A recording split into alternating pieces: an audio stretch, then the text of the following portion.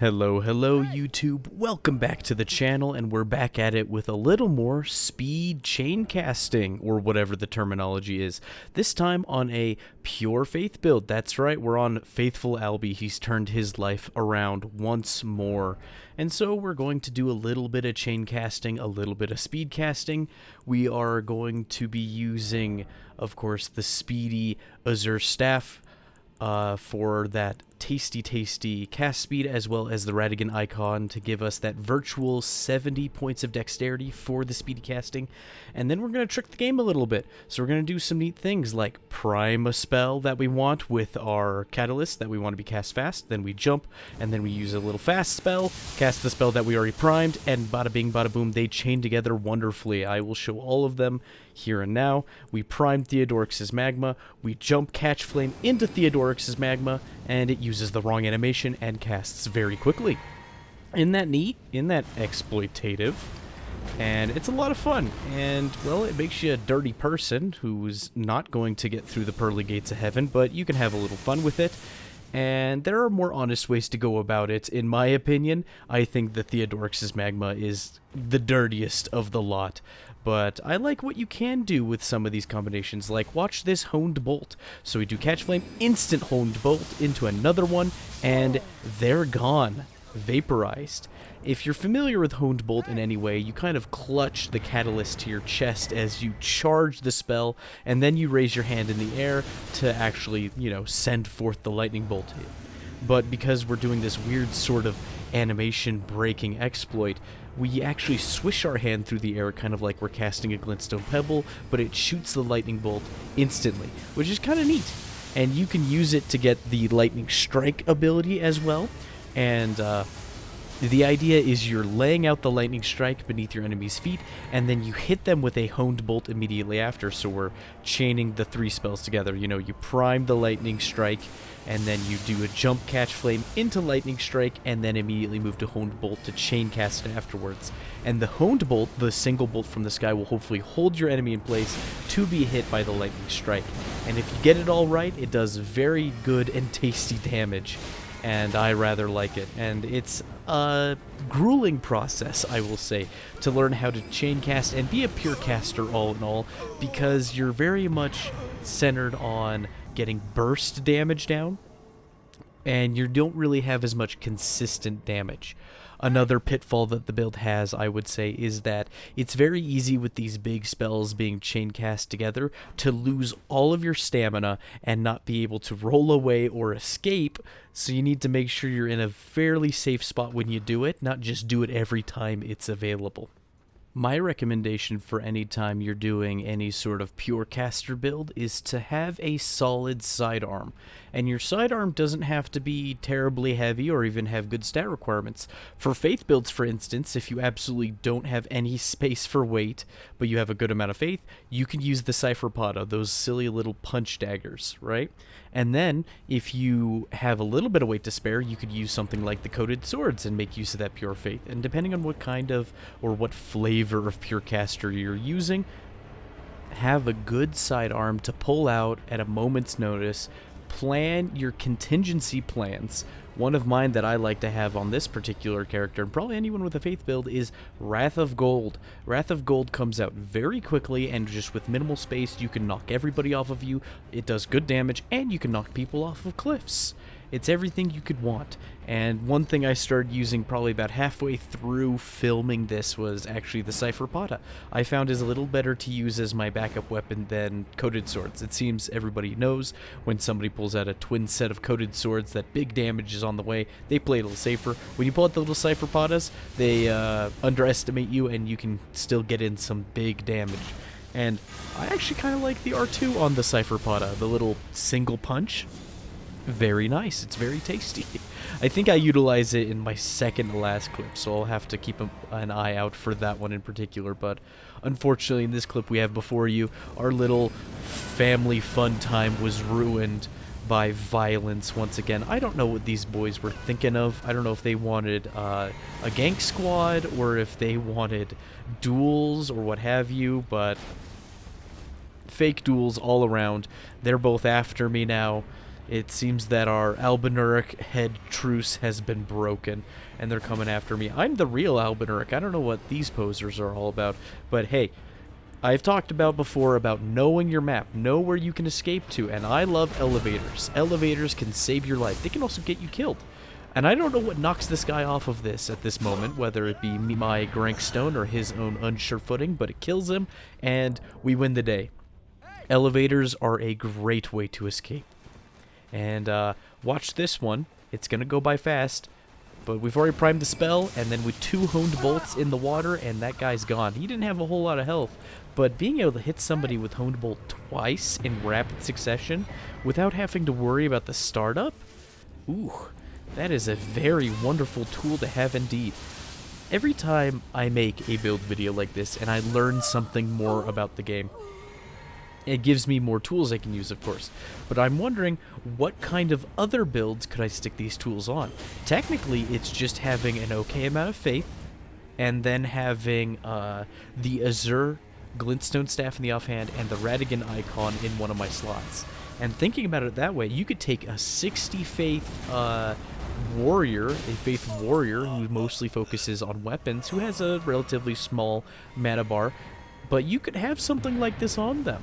You could have catch flame into honed bolt or whatever, and just have a quick little something you could pull out on the fly with minimal changing of equipment. And that's kind of neat.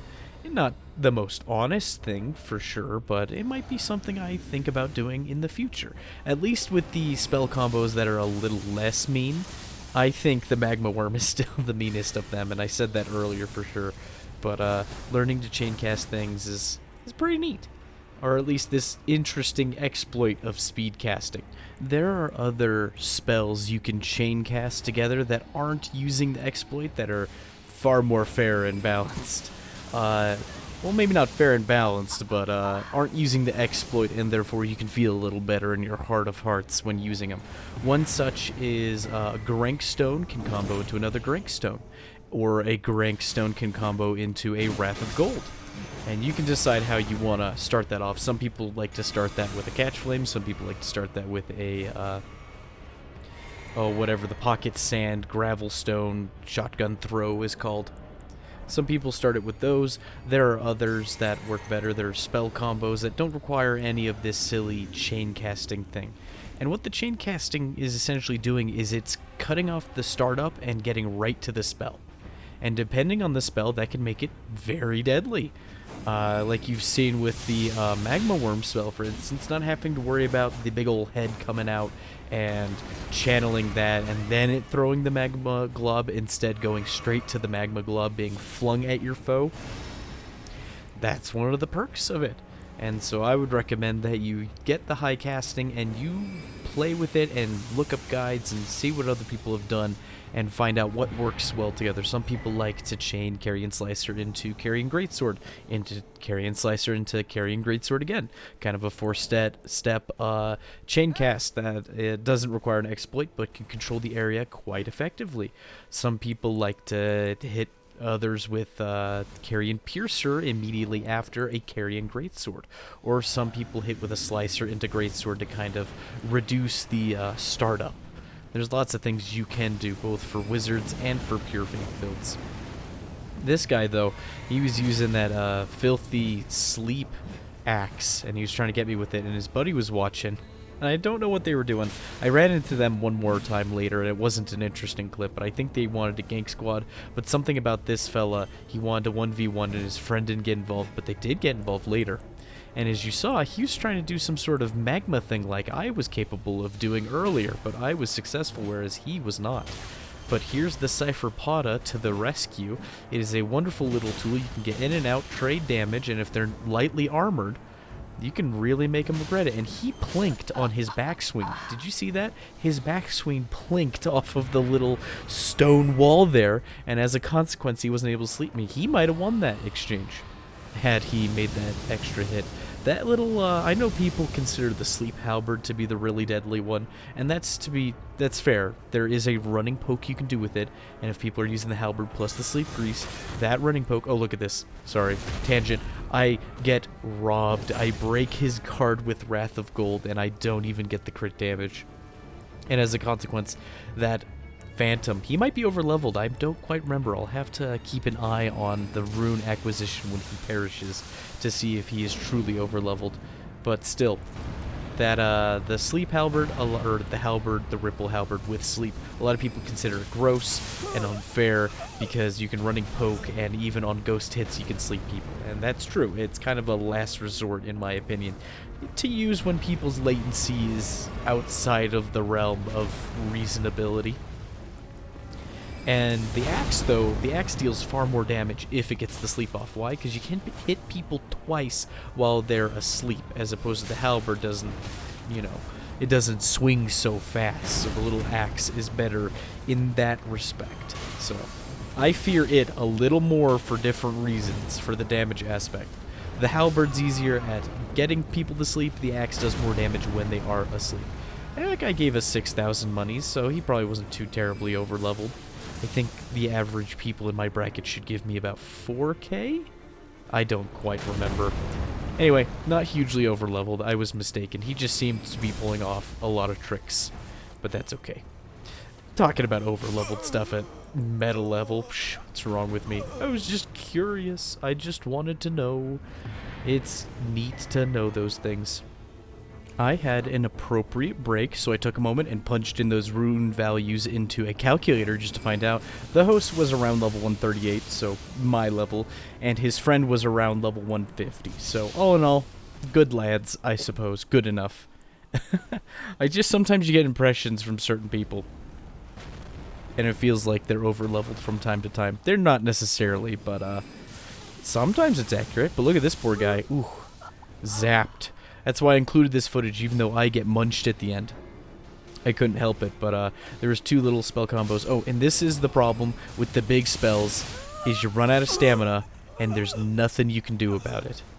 If they combo you, or if they hit you, it turns into a combo if you're out of stamina, essentially. You can't really get away, you can't roll to cancel out of the animation quickly, or anything of the sort. I had a good time with this setup. I had a less favorable time with the hybrid version of this kit. I might do a speed wizard in the future, but I think if I do speed casting from here on out, it'll be one is pure wizard and the other is pure faith. I'm not going to do the hybrid one again, I don't think. At least not yet. I'm not in love with the idea of the hybrid speed caster. I don't know if I'll do any speed casting anytime soon. It felt a little exploitative doing all this stuff, I will admit. That's why we did shorter videos for the sake of my conscience, but stay tuned for next time, because I'm going to be going back to the fundamentals, putting together a little sword, straight sword dexterity build of a sort. I don't think I've done straight sword dexterity flavor yet, so that'll be a neat little thing to attempt. But look at this Wrath of Gold. Oh, what a delicious get off of me button. It comes out so fast. Even if you aren't a speed caster, it comes out fairly quickly. And so that's something that's really nice to have in your back pocket. Heck, makes me want to start running Rejection and Wrath of Gold on builds. Rejection for the lightweight builds that don't have a whole lot of faith, just enough for the dip. And then Wrath of Gold for the builds that have far more faith, because look at this. Charge up, kablamza, hit him through the corner of the wall there. It's got an okay amount of range. And that black fireball, the God-slaying fireball into the lightning spear, that's supposed to be a ranged combo. I haven't gotten it to work yet, and I don't know if it's latency dependent or what, but supposedly if you hit people with the black fireball, they should be stumbled long enough that if you're not too far away, the lightning spear should connect. I couldn't get that to happen. But then again, these fellows in this clip, they were all from China or some nonsense, 300 ping a pop, so all true combos or combos in general, even pseudo combos, kind of go out the window when there's that much latency involved. And there we go, we get the excellent Theodorix Magma. We have these R2s on the Cypherpoda that is connecting reasonably. It doesn't look like 300 ping right there, but maybe it's because we took away his friends, so it's just me and him. Oh, that was nice. That was a good series of kills right then and there.